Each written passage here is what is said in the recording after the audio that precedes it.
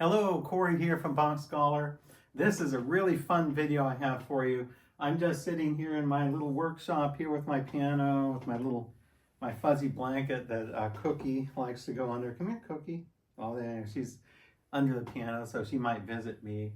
I'm really excited because some of you might know I composed a fairly substantial amount of music, excuse me, back in 2011, those years, the sort of early years of YouTube for me. Actually, I began YouTube in 2008, so 2011. I had already been doing YouTube for several years, and I know I got a composition bug or arranging bug or something. I got just totally inspired. Just all this inspiration went through me in those years. I remember I used to just sit at the piano. At that time, 2011, I wasn't married, I was single, nobody in the house, just nothing, just some cats. So, and I could do anything I want, any hour of the day. I could practice whenever I want. So, those days are over. But anyway, I was so inspired, and it led me to these really exciting compositions that I'm actually rediscovering for myself. Actually, I've over the years I've thought about these pieces. I know they exist, I like them, but I never really pulled myself to play them anymore. So I don't know why. I was just doing too many projects and too many other things. So anyway, I composed these really exciting pieces. And this video I'm going to do for you today is about St. George and the Dragon. St. George and the Dragon. This is the ideal piece for the pianist, the adventuresome or adventurous pianist who wants to go out and do something different. And especially, I hate to sound sexist, but anything, but this is like boy music. So if you're a boy, like a teenage boy with good piano technique, or a young, anybody really. I mean, anyone can play it. I'm just saying that this style is very boyish. It sounds very video game-ish, I guess you could say. I guess I've been inducted into the National Video Games Composers list, and I didn't even know it. So people are already calling me a video game composer from my own works. That's great. I take that as a compliment. Anyway, let's get down to business and look at St. George and the Dragon. So St. George and the Dragon is just based on a pretty simple melody in the key of D minor. So it's a very nice key for sort of a medieval kind of piece. Oh, here's Cookie. Look, she's so cute, sleeping right there. Anyway, then that's just so adorable. I love this. I love practicing and having her sleep here. Anyway, it's this melody, this simple melody in D minor. Well, let me play the melody slowly so you can hear it.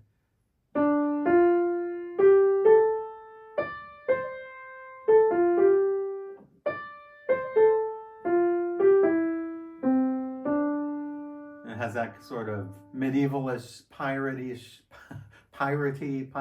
kind of theme, and then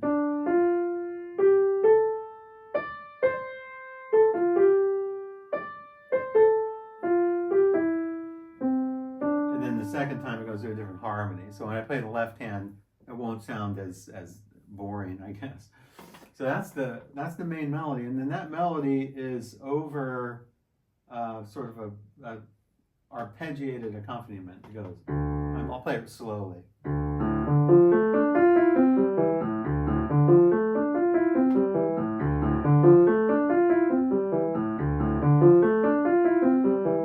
That's sort of the flow, that's sort of the typical kind of flow of the left hand. And it has a little pedal. It has a little pedal in it, but I don't want to disrupt Cookie, so I'm not using the pedal here. So use a little bit of pedal. So anyway, let me play the first section here for you, St. George and the Dragon. Also, I just want to mention the difficulty. It is difficult, but not too difficult. Actually, going over this now, like several years later, like 14 years later, I actually am going to simplify a few things here. There's actually a couple measures that are really difficult for even for me, and they were difficult back then too. But I don't know. I guess I love to just torture myself. So I've simplified a few measures here. So that will drastically, that will make it a lot easier actually. So I've done some simplifications in here as well as some other works.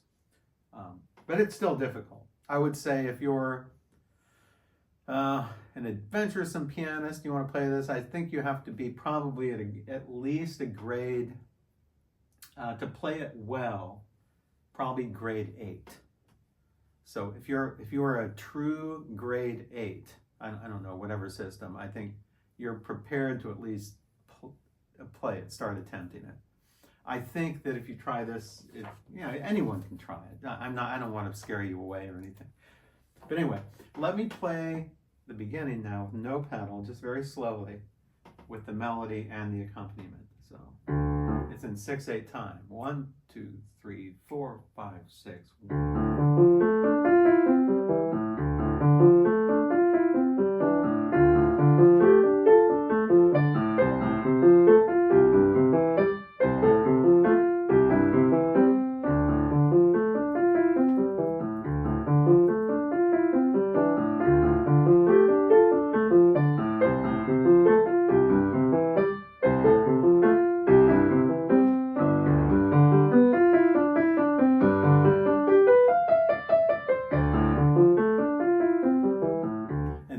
That repeats there. That's like 9, 10, 11. That's like 12 measures. Okay, so that 12 measures repeats. Pretty simple. And then it goes into a not so simple second section. So I would say this first section here of St. George is not that difficult. I'd say, I don't know, grade 6, I guess. But then you get to the second section, and actually my favorite section of all, and it has polyrhythms in it. So it's 4 against 3 polyrhythms. So you need to know those rhythms or be familiar with those. So in the left hand, I'm just going down a little chord progression here. Let me play the chord progression in the left hand slowly here with pedal. I actually can use pedal now, so.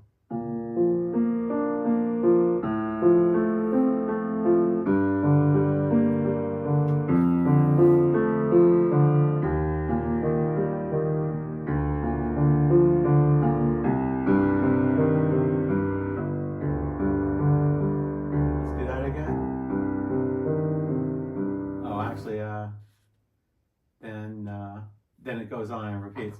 It does something else. Let me try that again, so you can hear the harmonies here in the left hand. Now, if I just play that by itself, it's not that hard. Yeah.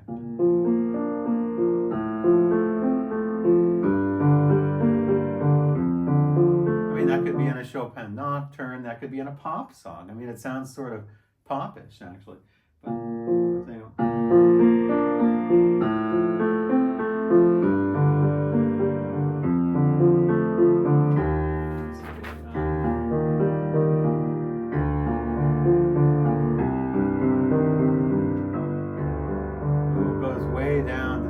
register in G. And to play the left hand here, you have to have a really good sort of rotation technique in your left hand. Now, that's the easy part. The hard part is putting the right hand over it, which consists of, by the way, this is in 2/4 time. So I didn't even mention that yet. So it goes from 6/8, 1, 2, 3, 4, 5, 6, 1, 2, 3, 4, 5, 6, to 2/4. 1 and 2 and 1 and 2 and really there's a common tempo between those. So if you simply keep those 8th notes the same or the 16th notes the same and just regroup them, then you'll have the tempo for the next section. This is one of my favorite of all places out of all my compositions. I just love it. I don't know what inspired me to write this, but I'm looking at it now 14 years later and I think, wow, gosh, I mean, could I do that now? I was thinking I was really, really inspired. I really, really like this a lot. So the right hand, let me play really slowly what the right hand is. first it has a melody up on the top. 1, 2, 3, 1, 2, 3, 1, 2, 1, 2, 3, 1, 2, 3, 1, 2, 1, 2, 3, 1, 2, 3, 1, 2, 1, 2.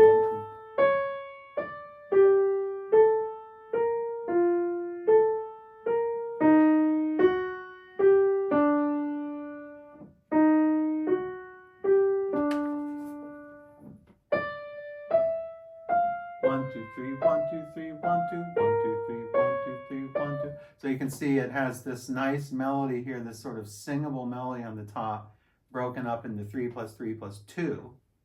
But that's 8. That's 8/16. Those 8/16 in the broad spectrum are 2/4 time. So you have.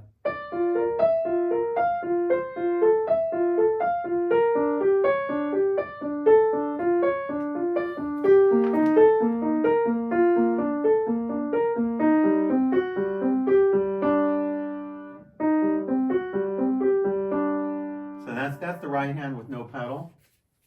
It's not too hard if you play it slow, like that, hands separately.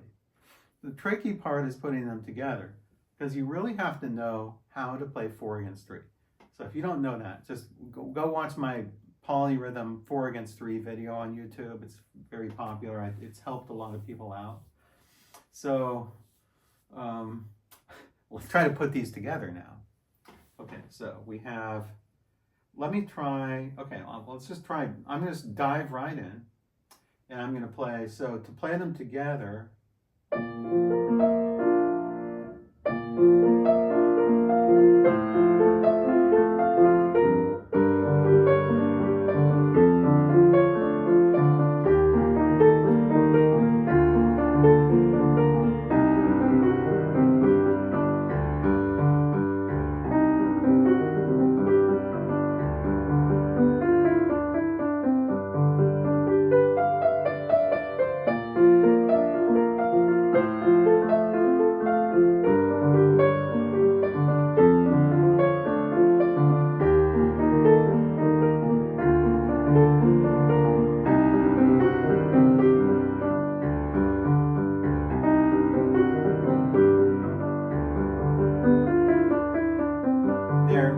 right there, when it started going in those 16, there it goes back to 6/8 time.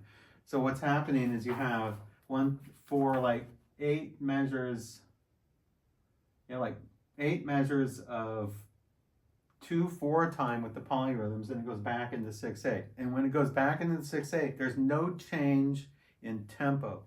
The 16ths stay all the same. So you can actually do this whole thing with a metronome. Okay, so I have a metronome going on my computer. I'm going to show you 1, 2, 3, 4, 5, 6. 1, 2, 3, 4, 5, 6. I'm going to play a little bit of the beginning here. I'm going to use pedal 2 because Cookie's over on the other side. Ready and play.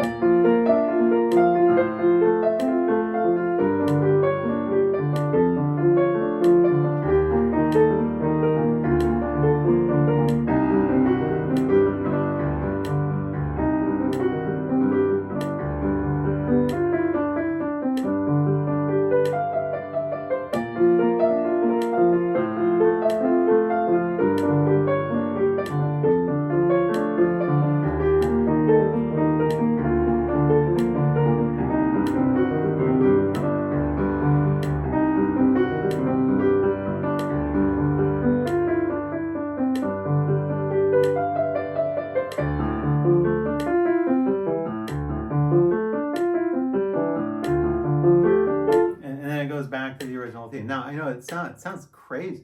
It sounds really crazy when you do this slow. That's pretty slow. But it needs to be pretty faster than that. But when you, in a way, it's harder to do slower, and it doesn't sound as good. But when you speed it up, everything just, you're not counting the polyrhythms. You're just feeling it.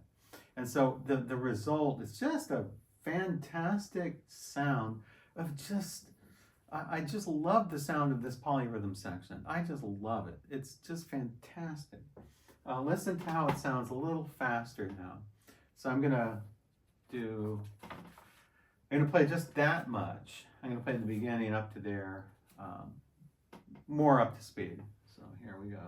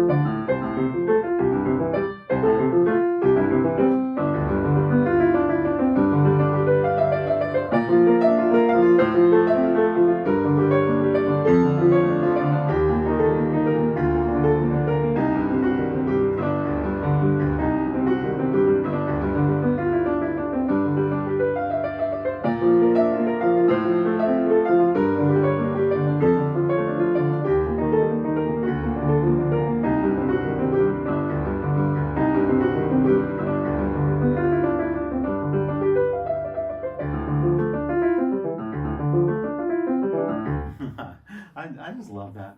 This is so gratifying to play. It really is. It's hard, yes, but everything's hard. I mean, you work on hard things all the time. You work on Chopin etudes.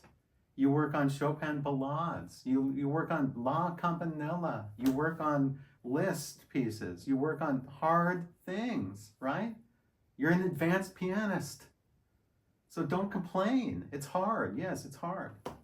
But it's exciting. It's exciting music. Now look what happens next. So when it returns, then it's pretty much the same here. I'll do it slowly here.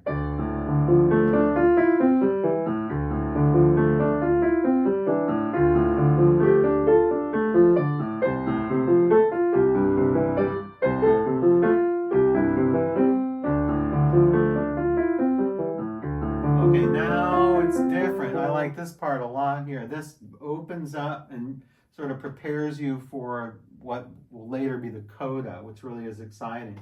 So now it goes into something a little different.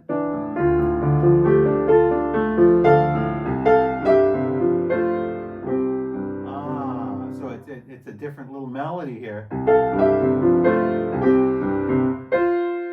You have your parallel fifths, which I really like in this kind of music.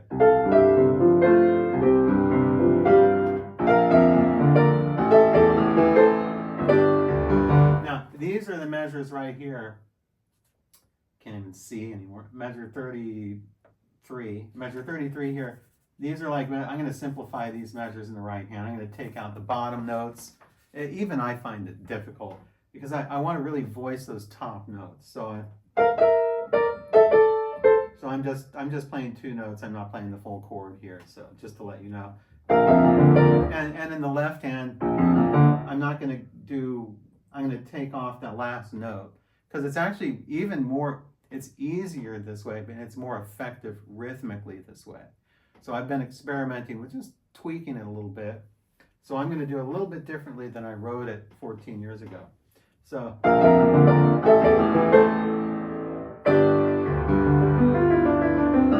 it goes on and that prepares for the coda. So you play this section again, then it goes back into that section that is really the heart and soul of this whole piece. Really great. Then it comes back again and sort of in rondo form, if you know what that is. And then it concludes with the very, very, very exciting coda. I just love this. So let me take you through the last time around slowly. I'm going to play it slowly.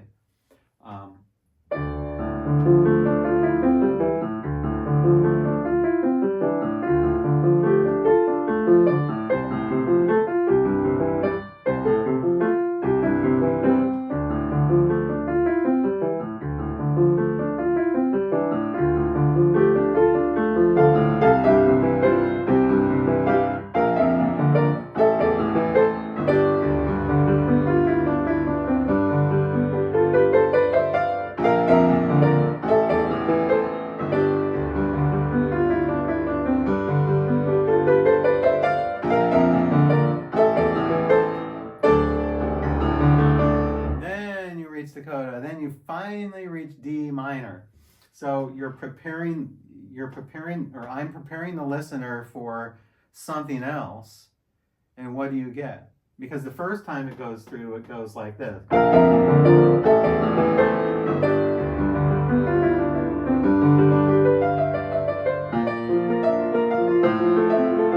it goes back to that. And that's in B flat major. So it's not in D minor, it's in B flat major. So it brightens up the character. And then the last time through, you finally get that D minor. Well, actually, it's an open D chord, not really minor yet. But so you have now the coda. I just love this coda. Okay, let me play it slowly.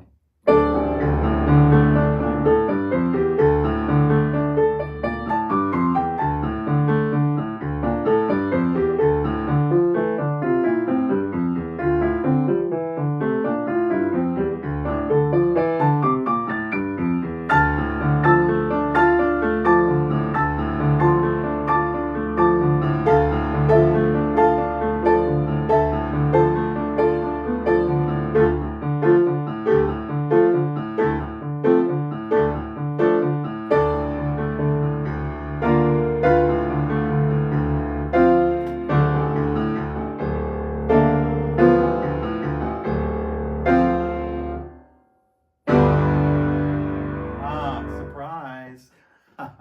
I love that chord. This is a great chord. Just to prepare as you. And then you have your ending here. Just a vigorous, vigoroso. So now, let me play it faster. I'm really excited. Okay, faster now.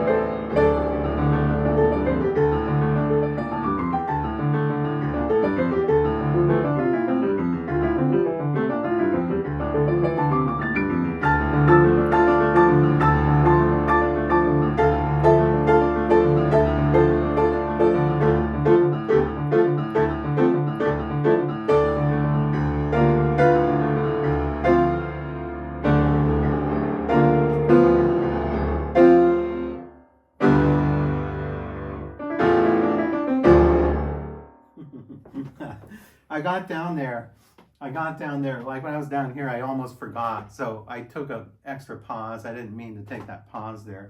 But I just absolutely love this piece. I know I keep saying that. It's like I'm in love with myself or something. But no, I really do think this is inspired music.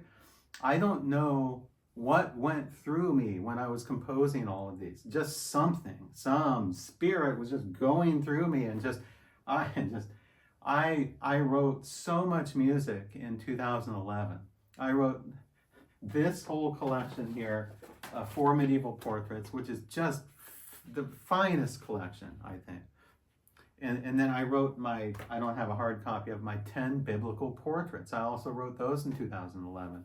And now, as a slightly older person now, 14 years later, I'm actually reassessing my own work, which I've stepped back from for many years, for at least a decade or more.